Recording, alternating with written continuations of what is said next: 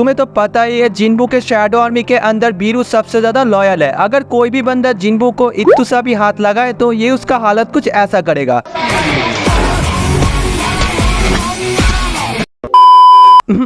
I know joke थोड़ा ज्यादा हो गया, पर आखिरकार जिन्बू ने किस तरह से फाइट करके बीरू को अपने शैडो आर्मी पे लिया वही आज की इस वाली वीडियो में हम फुल कवर करेंगे। सो चलो तुम लोगों का और ज्यादा टाइम वेस्ट ना करके वीडियो को स्टार्ट कर लेते हैं।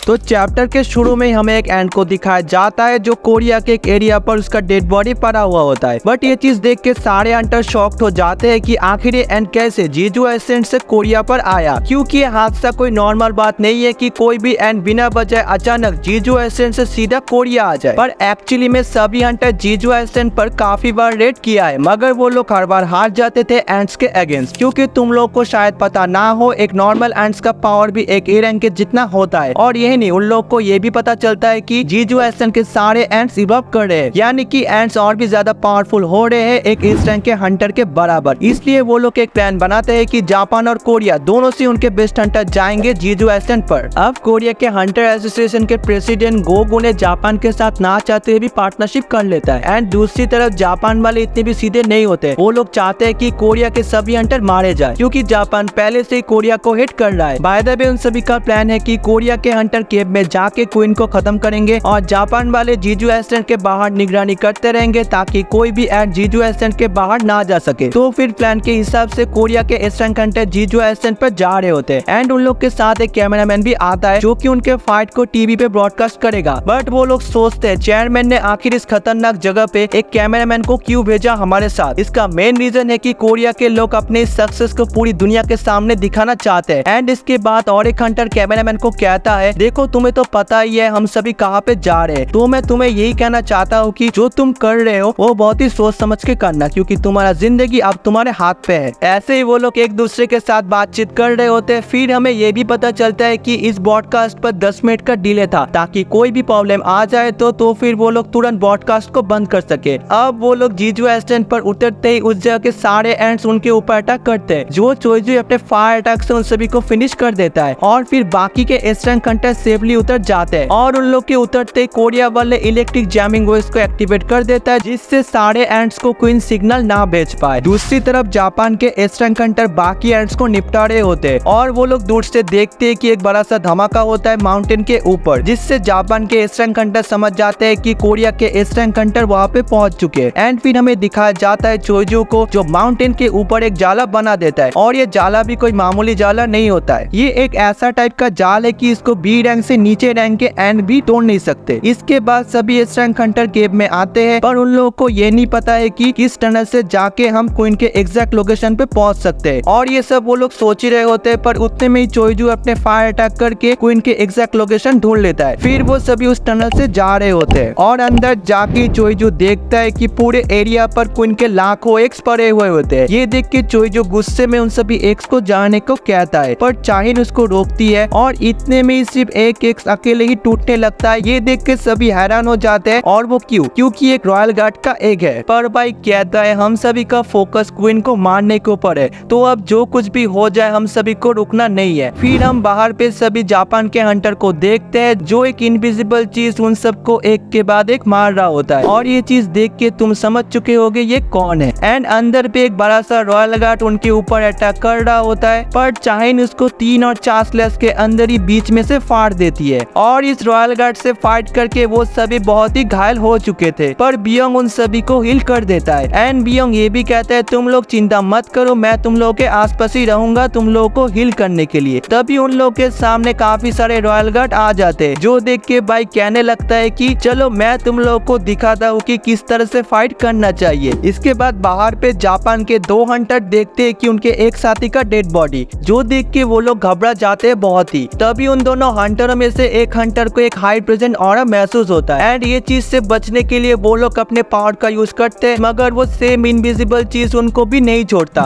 और केव के अंदर वो सभी रॉयल गार्ड को मार रहे होते हैं। और चाइन कहती है शायद क्वीन भी आसपास ही है, रुको मुझे चेक करने दो। बाइक तभी अपने सुपरविजन के थ्रू क्वीन के लोकेशन को ढूंढ लेता है, बट क्वीन बहुत ही पीछे छुपी हुई होती है। ये देख के चोइजू अपने पावरफुल अटैक करता है जिससे एक ड्रैगन जैसा बीस्ट सभी रॉयल गार्ड को पेल रहा होता है। ये सब देख के चाइन और बाइक भी अपने फुल पावर का यूज करके सभी रॉयल गार्ड को मार रहे होते हैं एंड उन लोगों को फाइनली क्वीन मिल जाती है। इसके बाद बाइक एंड चोइजू और चाइन एक साथ मिलके क्वीन को मारने लगते हैं, पर वो सभी लगभग काफी बार घायल हो चुके थे। बट बियोंग उन लोगों को टाइम टू टाइम हिल कर रहा था एंड फिर तीनों अपने पावरफुल अटैक करके क्वीन को मार देता है। बट तभी जापान के गोटो र्यूजी कंट्रोल रूम को कहता है पता नहीं सारे एंड्स कैसे नेक्स्ट की तरफ जा रहे हैं, लगता है उन लोगों को पता चल चुका है कि क्वीन मारी जा चुकी है। और केव के अंदर बियोंग सभी को हिल कर रहा है, पर उतने में उन सभी को एक हाई प्रेजेंट ऑरा महसूस होता है जिसके वजह से वो लोग हिल भी नहीं पा रहे थे। और तभी एंट्री होता है द एंड किंग जो कि ऑलरेडी गुस्से में है। अब तुम लोग समझ चुके होगे वो किस लिए गुस्सा है। अब इसको देख के कोई भी हंटर हिलने का कोशिश नहीं करता है क्योंकि उन लोगों ने आज तक इतना ज्यादा पावरफुल एंट नहीं देखा। पर चाइन उसी वक्त खड़ी हो जाती है। ये देख के एंड किंग तभी चाइन के पीछे से आता है बहुत ही स्पीड से और वो चाइन को एक पंच करता है जिससे चाइन काफी ज्यादा घायल हो जाती है। ये सब देख के एक हंटर चाइन की मदद करने जाता है, पर एंड किंग उसके शील्ड को भी तोड़ देता है और साथ ही साथ उसके हाथ को भी फाड़ देता है। और वो एक के बाद एक सभी हंटर को पेल रहा होता है और वो सबको पेल ही रहा होता है कि बट इतने में उसके पीछे से एक हंटर आता है जो कि वही हंटर होता है जिसने उसके हाथ को फाड़ा था और वो ये भी देखता है कि उसका हाथ ठीक हो चुका है। ये देख के एंड किंग समझ जाता है कि कोई तो है जो इन सबको फिर से हिल कर रहा है। तो एंड किंग सबसे पहले तो इस बंदे को मारता है और उसको ना जाने कैसे बियोंग का लोकेशन पता चल जाता है और वो तभी अपने नुकीले हाथ बियोंग के सीने में घुसा देता है जिससे the beyond the S rank hunter वहाँ पे ही मारा जाता है। ये देख के बाइक गुस्से में अपने बीस्ट मोड से एंड किंग के ऊपर अटैक करता है, पर एंड किंग उसके गले को पकड़ लेता है और उससे पूछता है कहाँ पे है तुम्हारा किंग, मैं उसको भी मार दूंगा। एंड उसको भी एक हाई प्रेजेंट ऑरा महसूस होता है और वो तुरंत पहुंच जाता है गोटो र्यूजी के पास। उसको भी वो एक ही बारी में खत्म कर देता है और केव के अंदर बाकी एंड्स हंटर के ऊपर अटैक करने लगते हैं क्योंकि जाहिर सी बात है कि उन सभी का हालत एकदम ही खराब है एंड एक एंड उनके ऊपर अटैक करने वाला ही होता है। पर यहाँ पे जिन्बू का शैडो सोल्जर आ जाता है जो कि जिन्बू ने भेजा था उन सभी के साथ ताकि वो किसी के भी नजर में ना आए।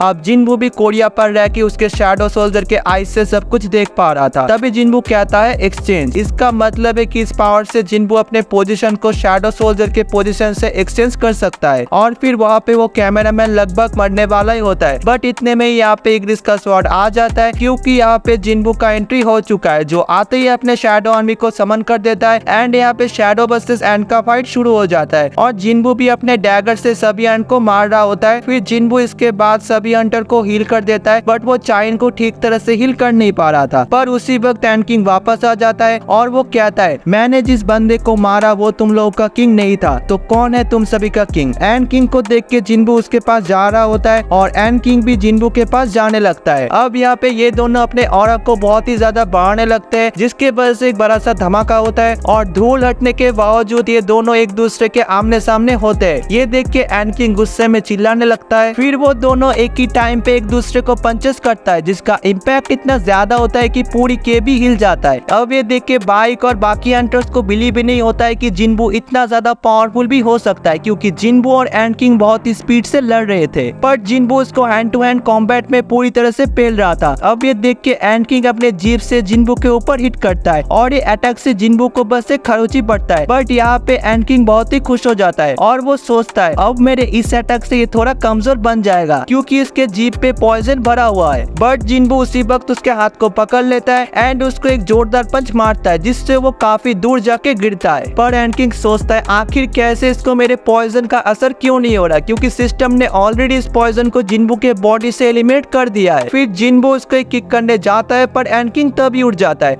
और वो कहता है अभी तक तुमने मेरे पावर को देखा ही नहीं है जो कि मेरा स्पीड है, तो तुम तैयार हो जाओ मरने के लिए। एंड इसके बाद एंड किंग और जिन्बू इतने स्पीड से एक दूसरे के ऊपर अटैक कर रहे थे पर जिन्बू अपने डैगर से उसके ऊपर नॉन स्टॉप स्लैशेस चलाने लगता है जिससे उसका एक हाथ कट जाता है। ये देख के एंड किंग गुस्से में अपने सभी एंड्स को भेजता है जिन्बू की ओर। अब जिन्बू भी अपने शैडो आर्मी से सिर्फ डक्स को बाहर निकालता है और उसको कहता है तुम्हें इन सब एंड्स को बस जलाना है, बट तुम तुम एक बात का ध्यान रखना कि कोई भी इंसानों को चोट ना पहुंचे, वरना मैं तुम्हें दोबारा नहीं बुलाऊंगा। अब डक्स अपने अटैक से सारे एंट्स को एक ही बारी में जला देता है। ये सब चीज देख के एंड किंग सोचता है आखिर कैसे ये बंदा मेरे से स्ट्रॉन्ग है, मेरा जन्म ही हुआ था बहुत ही स्ट्रॉन्गर से, पर शायद मैं अभी यहाँ से नहीं भागा तो मैं भी मारा जाऊंगा। और उसके बाद ही एंड किंग वहां से इनविजिबल होके भागने लगता है, पर जिन्वू का सुपरविजन उसको तभी ढूंढ लेता है एंड इसके बाद वो अपने डैगर से उसके ऊपर लगातार नॉन स्टॉप स्लैशेस करता है और यहाँ पे हो जाता है एंड किंग का दी एंड। तो गाइस यही था जिन्वू वर्सेस एंड किंग का फाइट। नेक्स्ट वीडियो तुम्हें किस फाइट के ऊपर चाहिए वो तुम मुझे कमेंट करके बता सकते हो। सो तुम लोगों को वीडियो अच्छा लगा तो एक लाइक और सब्सक्राइब कर देना। बाकी मैं मिलता हूँ तुम लोग से नेक्स्ट टाइम वीडियो पर, तब तक के लिए सायोनारा।